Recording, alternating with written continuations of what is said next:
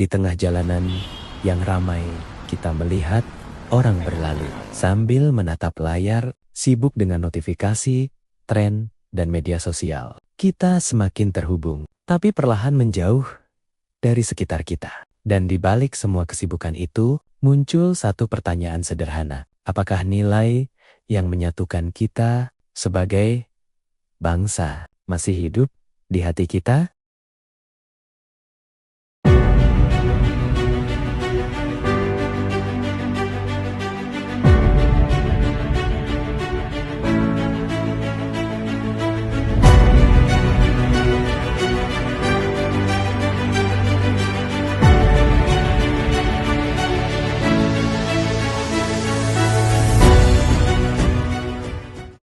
Hidup di era globalisasi ini seperti berenang di lautan informasi.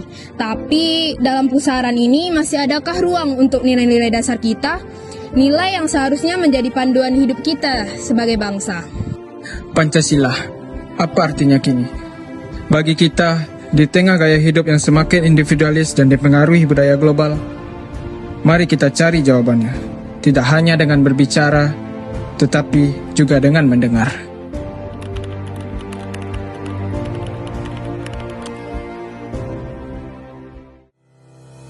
Baiklah, sebelumnya boleh perkenalkan nama abang siapa bang? Baik, perkenalkan nama saya Fadil Asrodi, saya salah satu mahasiswa UNP. Oke bang Fadil.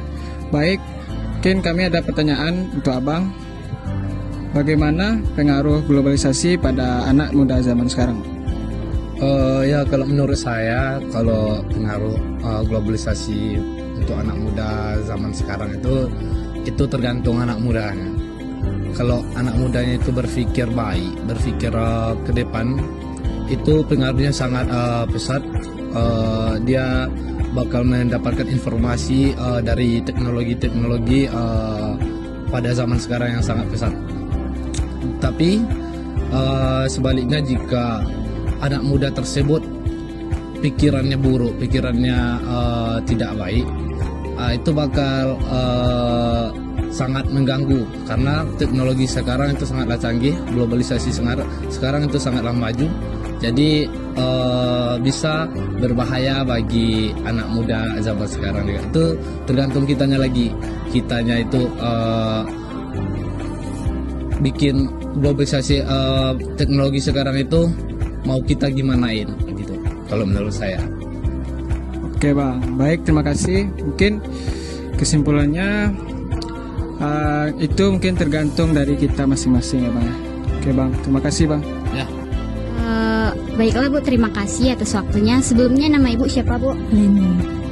Bu Leni, menurut Ibu nih, apakah Ibu khawatir sebagai orang tua dengan teknologi yang sekarang, globalisasi sekarang sangat maju dan sangat berpengaruh untuk anak-anak?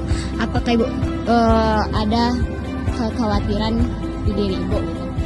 Iya sedikit. Sekarang anak-anak sibuk sendiri dengan HP-nya.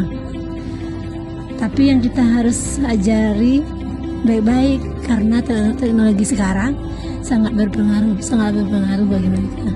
Baiklah, terima kasih Bu atas jawaban Ibu. Baik Kak, boleh perkenalkan dirinya dulu? Perkenalkan, saya Disya Rifkia Fitri, mahasiswi Universitas Negeri Padang, Prodi Pendidikan Guru Sekolah Dasar. Baik, di sini saya akan mewawancara kakak. Apa kunci agar Pancasila itu tidak punah di era globalisasi saat ini, Kak? Jadi menurut saya kuncinya itu ada di aksi nyata, bukan dari teori, kayak mulai dari keluarga atau di lingkungan kita. Peduli itu kuncinya. Oke, baik Kak, terima kasih atas waktu wawancaranya Kak. Sama-sama. Beragam jawaban yang kita dengar tadi menggambarkan satu hal. Kita semua menyadari tantangan itu. Lalu, seperti apa wujudan tantangan itu dalam keseharian kita?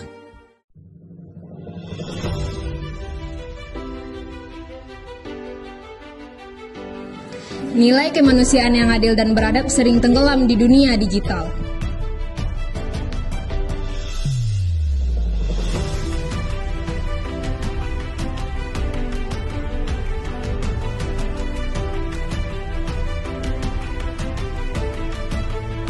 Hedonisme menguji prinsip keadilan sosial.